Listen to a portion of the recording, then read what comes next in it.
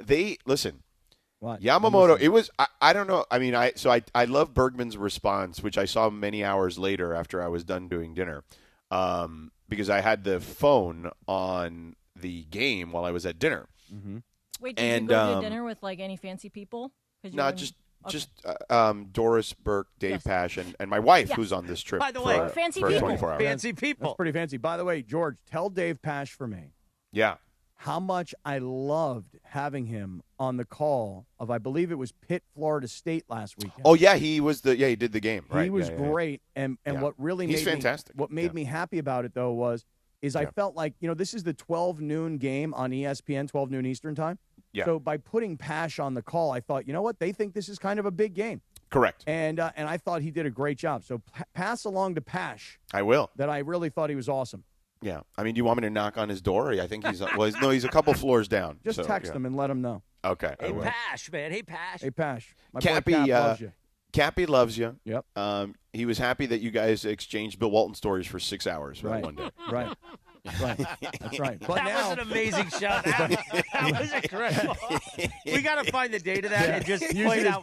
Just play it on a Sunday randomly. Use it as a Saturday. We do. And now a sit down with Scott Kaplan and Dave Pash. Right. Talking about their friend Bill Walton. The funniest part about that was Cappy, like Dave Pash, who's worked with Bill Walton a million times, right? And like has all these cool stories, and then like Cappy trying to one up him, and I'm like, Cappy, well, can we just like talk about Bill in like a cool way? We don't have to one up anybody. So much so that Sedano left the room and went and ate salami. Right. I did. Right. Yes.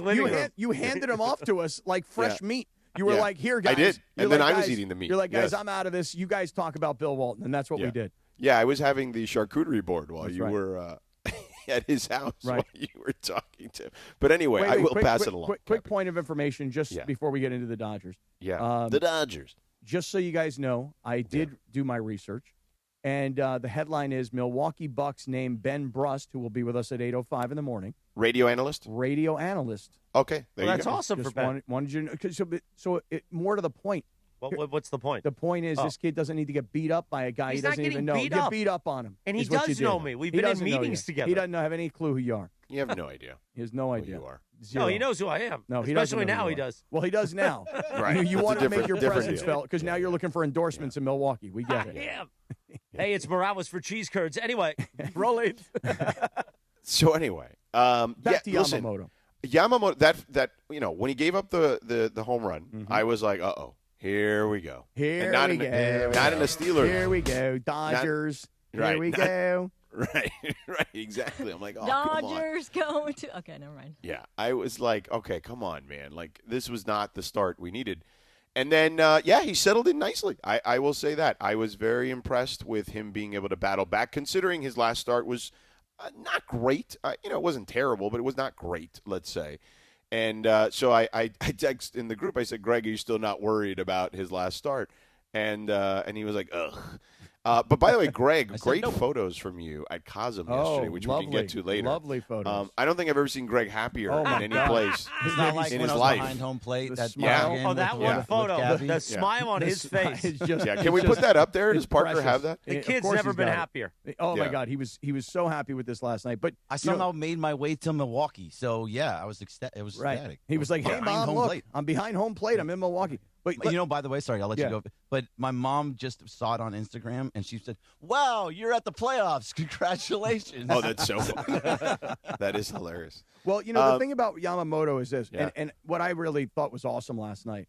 You go back to Game 1 where Blake Snell goes 8 innings, and I think a lot of people were hoping that you wouldn't see anybody from the bullpen.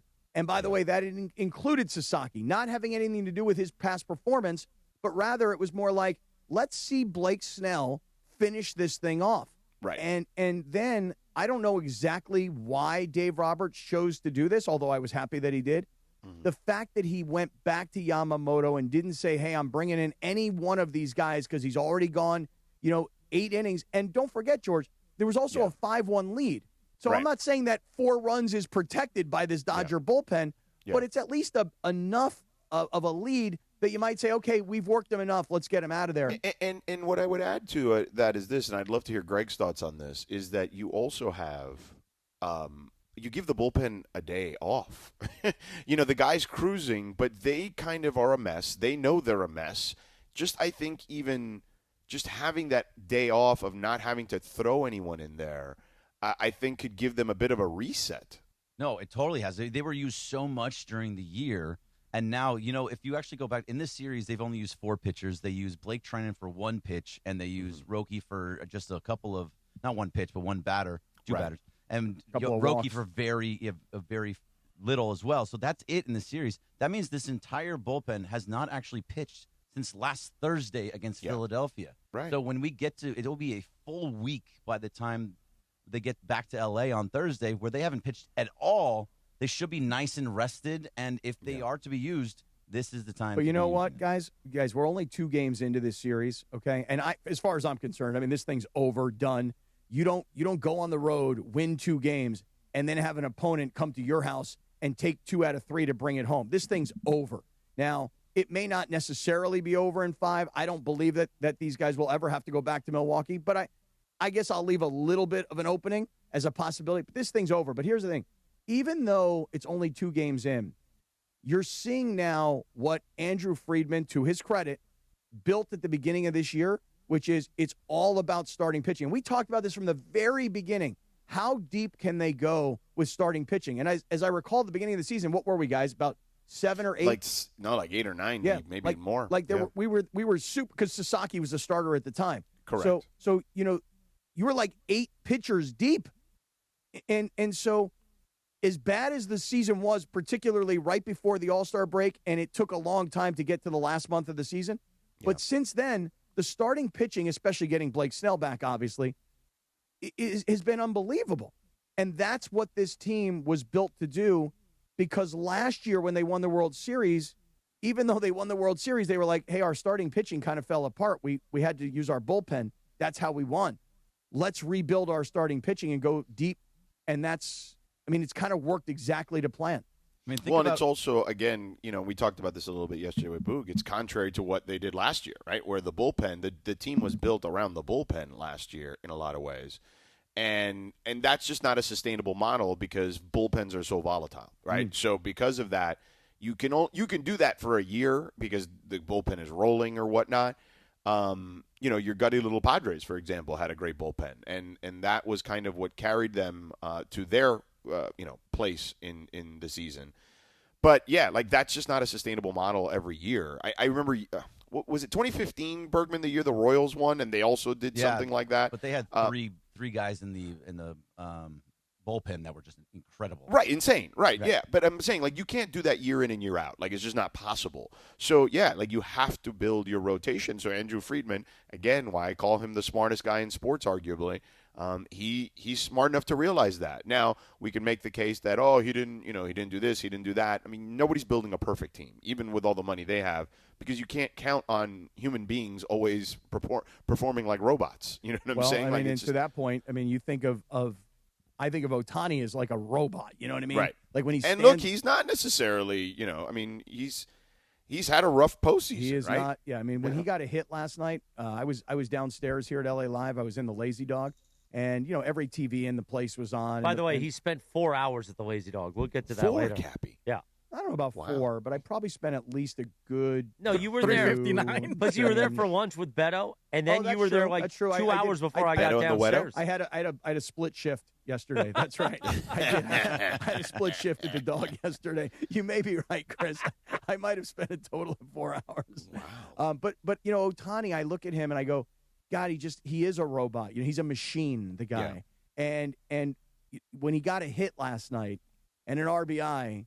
You can put it together with his 3 strikeouts. When he put the bat on the ball and the ball was in play and it was an RBI, the crowd went crazy because everybody knew this is not going well. In fact, what is the number? What are the numbers now, Bergie? Do you have any idea what his playoff numbers are total? Isn't it 2 for 25 or something? Yeah, it's right around 2 for 25. Yeah. Not exact, but that's right about right. Yeah. But the place went crazy because, my God, he finally hit. Yeah. So think about what the Dodgers are doing without him. See, when you said you thought he was a robot, it reminded me of Duke in Rocky IV. You see, he's not a machine; he's a man. Right. When Rocky cut Drago. Yeah. Good job, George. He is. He's a man. He's a human being.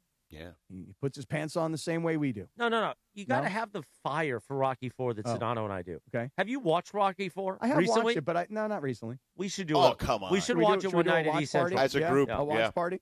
Yeah. That's what we should do. 33% of the movie is like just like random musical. Can we fast forward through that part? No, because we they're the can't. best parts, Yeah. actually. Okay. Can I get a you can't win, Sedano? Yeah, you can't win starts. There's no easy way out. Oh, There's no easy way out. that's when he gets in like the There's no the Lambert, the shortcut Ferrari. home. Mhm. Yeah, he gets into the Ferrari, starts driving. Yeah. He's thinking about Apollo dying, right? Yeah, He's very got the sad. poofed up hair. Yeah, it was So very good. sad. yeah. But spoiler alert: Apollo died. Oh, come on, man. Why'd you do that to everybody? Really? Like a 40-year-old That's so movie. rude. That's Yeah. so rude. Yeah. Yeah, but Otani's not a machine. He's just a man. And sometimes as a man, my brother can strike out 3 times. You know what I'm saying? And he did Yeah. last night again. Exactly. But Gregory Arthur Bergman, what else did you guys do in the Blue Review today? What were the bullet points today? So we talked a little bit about a lot on Yamamoto. The fact that he was able to go all 9 innings was amazing. Kike Hernandez, Keektober is a real thing. This God, is it's every unbelievable. Wait, time. what? So good, man. Yeah, Keektober. It's I'm unbelievable. not seeing what the problem is here. Got kicked over. All right. Okay. Teoscar Hernandez. Parker, help me out on this. Kicked over. Yeah, it's the same. But no, Teoscar Hernandez doing something that, besides the home run, him just sprinting up the line on ground ball out to third base. Yeah. That is what really made me happy, just to see him actually putting in the effort on the base pass, which he was not early. And how about what we were talking about yesterday? We were like, hey, on the double play where the ball hit the glove, the wall, the ball that was thrown in, and he was out on a force at home. We were like, nobody's paying this guy to be the thinker on the bases. You're paying this guy to hit bomb home runs. Yeah, he's Pedro And that's Serrano, exactly man. what he did. That's all he is. Yeah. That's what he is. He's He Pedro always- Serrano. He always makes up for it. He has time and time against the Phillies. He made up for every single mistake that he made, and he did it again yesterday. Yeah. By the way, shout out to Teoscar Hernandez, Andy Paez, and Kike. Finishing out Hispanic Heritage Month with a bang yesterday. I was actually hoping that Otani was celebrating Hispanic Heritage Month and that he would come through last night. You know what I mean? That he Well, would you got come up today. big. Today is the last day. Oh, so today's the last day? The 15th to the 15th. Well, I don't know if I like that. Why is I don't either. why I is think we should Hispanic- just have a whole month. Yeah, Hispanic Heritage Month should be from October 1st to October 30th. No, because Mexican Independence Day is September 16th. That's right. That's Okay. why it starts on the 15th. Okay, so really? Yeah. So why don't we do like a month and a half then, just to make things Well, even? that's fine. I don't like the middle of the month ending. I mean, they give you Cinco de Mayo, so I'm cool. 10:19. Good morning, or 10:19. 7:19. Good morning on this Wednesday. Tell us about our friends Cappy and Sha at Prize Picks. Oh, yeah. Listen, Prize Picks. If you want sports action in the state of California, Prize Picks is the place to be. Download the Prize Picks app. Use the promo code. Pechanga Resort Casino. Play your perfect combination at Pechanga Resort and Casino. Sha. Yeah. Thank you, Christopher. So we were talking earlier about the growth of Yoshinobu Yamamoto, and Dave Roberts, I thought, surmised it pretty succinctly yesterday after the game. Let's take a listen. I see a real confidence. I think that's what it is. I think that, last year certainly there was a transition, and even in the postseason, I didn't give him a whole lot of leash. And we also had a really talented bullpen, which we clearly leaned on and have talked about, a lot. But I think this year he's got true confidence from me that third time through at pitch 90, he feels that he's the best option. And so I think for me, that just gives me that confidence. And yeah, he's proven. Look, the third time through the lineup, Cappy, is the moment of truth, I would say. Greg, is that not accurate when you're looking at, what you're going to do with your starter? Are you going to go to the bullpen? That is generally the inflection point of where a manager has to make a real decision, even if a guy is cruising.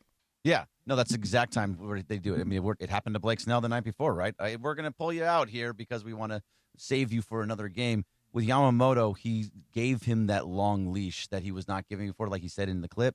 And it was the right thing to do. Yeah, and by the way, the word confidence, I know it probably sounds, I don't know, obvious, maybe even a little bit cliche, but it's so true because Blake Snell was talking about this exact same thing in the pregame yesterday. They're like, Blake, how is it that you had this masterful performance and you've been so great? And they were even saying that the Brewers were saying, anything but Snell. Like, that was their saying. Like, we'll hit anybody, we'll see any other pitcher, anybody other than Snell. Now, they said that, of course, before Yamamoto went the complete game. But Snell was talking about just that, just confidence. I'm confident in what I can do. I believe in what I can do. My manager, my teammates, everybody's got this confidence in me. And while I know it sounds like super obvious, imagine the opposite, which is, God, I don't feel so great out here. I'm part of this bullpen that's been, blowing games. Everybody doesn't believe in me. I have no confidence. They have no confidence. So you understand the difference? I know it sounds very obvious, but it's so true. It's so right on. The confidence that Dave feels in him and the confidence that he feels in himself. Every time he goes out there, he's like, I'm going to get every single one of you out. I'm going to go complete game. I'm going to go no-hitter. He has that confidence to do that. The bullpen doesn't have that right now. When Blake Trinan comes in, does he look like he has confidence that he's going to get there? No, he looks scared. He looks terrified. Yes. And he's been doing this for so long. Most of the bullpen looks like that. But the fact that Yamamoto could go complete game, and to your point earlier, Sedano, save their arms a little bit, hopefully now they come out there, they fix some things, and they think, okay, I got the confidence again. We're the bullpen dogs, like they called them last year. You know how the first game was so exciting because of all the craziness and the plays and the confusion and the replays? Last night's game did not have that sort of excitement because it was a complete domination by the Dodgers. I mean, other than giving up the home run in the first batter, other than that, Yamamoto gave up 3 hits total. And, Max Muncy hit that home run. He was inches away the night before, and then he finished the job yesterday with that home run, and it just became total Dodger domination. Right. And so it wasn't even like game one, we broke it all down. It was exciting. There was a lot of storylines to it. Last night, there was a throwing error by Muncy I think it was in the first inning. There was a whole bunch of throws that were going all over the place in that inning. Right, and you were like, oh, this could be a disaster. And yet, none of it is even a talking point this morning. You know what is a talking point? What? Is that nice guy Dave and Andrew Friedman, whoever they listen to, I think they listen to us, even when they're out of town, they left him in. And for that, I'm a Dave Roberts guy. You left him in and let him do the complete game. How amazing is that? As Dodger fans, we got to be excited about that. Well, but the reason is you heard the trust, right? Yes. And again, I would say this because if you look at the numbers, and the numbers will dictate to you that the increase in percentage from the first time through the lineup to through the third time through the lineup for a starting pitcher, their chances of getting on base from the first time they face a pitcher in the first go-around to the third time, it goes up 10%. And that's not a small number. Whereas opposed to if it goes if you bring in a relief pitcher, generally the third time through the lineup, it goes down 10% from there. So you're basically starting from scratch, or actually even in a better position in regards to guys getting on base at that point. So the numbers bear it out to generally, pull a guy, the third time through the lineup. But, sometimes you have to have a certain feel for the way a guy's pitching, and to Dave's point, a certain level of trust for the way the guy's pitching as well. I think they had to tie up Dave in the corner to make sure he wouldn't take him out. Oh, don't do it, Dave. Don't do it. Don't do it. No, I don't think so. I think Dave was committed to Yamamoto last night. I mean, he just, in fact, when Yamamoto gave up that home run, I don't know how everybody else felt. I was like, uh-oh. I mean, it's early in this game. Bergie mentioned there were throwing errors, right? Yeah. Early. I mentioned the text earlier. Yeah, and Bergman had a great retort after the game. Which was, I believe, the narrator said it was not a problem or something like that. Dave was a narrator. We were not worried. Dave looked super calm. Yeah. He did not look like he was panicking in the slightest bit. Yeah. All right, Cappy, tell us about our friends at BE